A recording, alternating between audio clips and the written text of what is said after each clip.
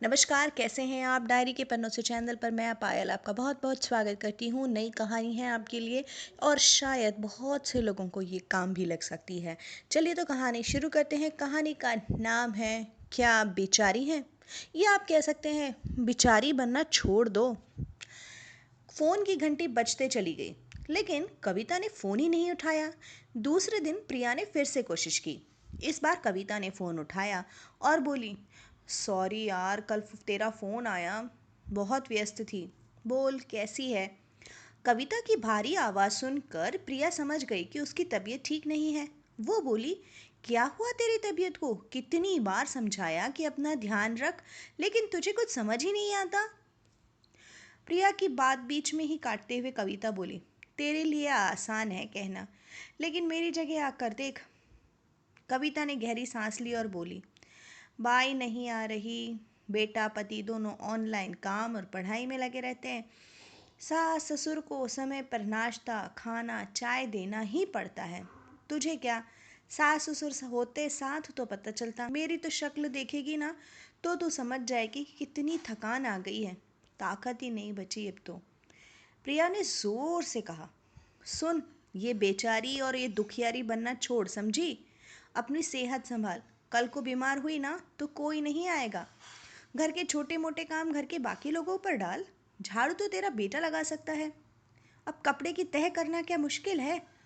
तू mother India बनेगी और सारा दिन लगी रहेगी तो यही हालत होगी। कविता बोली, अरे खाना रोज अलग ही बनाना पड़ता है, क्या करूं? प्रिया ने समझाया, देख, एक दिन सादा खाना बना और उस दिन अगले 2 दिन की तैयारी कर ले।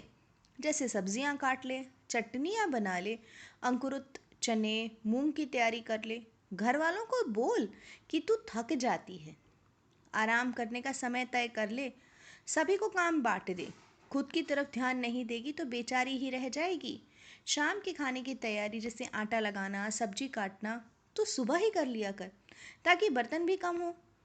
कविता को प्रिया की बात कुछ कुछ समझ आई। तभी किसी और का फ़ोन आने के कारण उसने फ़ोन रख दिया। अगले दिन कविता ने कुकर लगाते समय ही आलू उबाल दिए। रोटी के साथ साथ पराठे का भी आटा लगा लिया। रात के लिए आलू आलू पराठे की तैयारी उसने सुबह ही कर ली। चाय और दूध के कप सभी को किचन में खुद रखने को कहे। बेटे ने अपने कमरे की झाड़ू लगाई तो सास ने बड़बड़ाई। तब कविता ने कहा, मम्मी जी पिछले 4 महीनों से बाई नहीं आ रही। मेरी भी कमर दर्द करती है, इसलिए अब घर के काम में मैं इनकी और आर्यन की मदद लूँगी। आप आराम करिए। सास कुछ दिन तक तो गुस्से में रही, लेकिन बेटे और पोते को काम करते देखा तो वो भी बहू का। पिता ने प्रिया को फ़ोन करके बताया, सुन, अब मैं ना मदर इंडिया नहीं हूँ, ना ही बेचारी। तेरी सलाह काम आई। दोनों सहेलियां खिलखिलाकर हंसने लगी। दोस्तों, इस लॉकडाउन में ये कहानी ज़रूर आपको काम आएगी।